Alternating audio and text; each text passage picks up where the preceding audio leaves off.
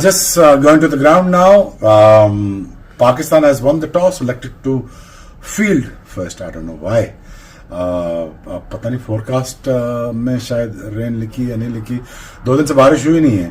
But I think Pakistan थोड़ा मैं shock too कि why has Pakistan has chosen to field first.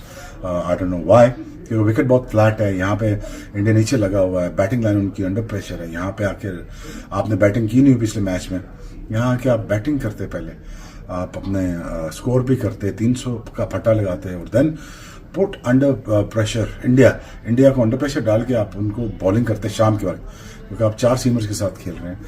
तो डिसीजन जो था बाबर का, मुझे बिट सरप्राइज्ड एंड शॉक्ड क्यों किया. और let's see what happens. But Pakistan still in the game, still as a favourite, but let's see, they have given a slight chance to India to make a comeback in this game.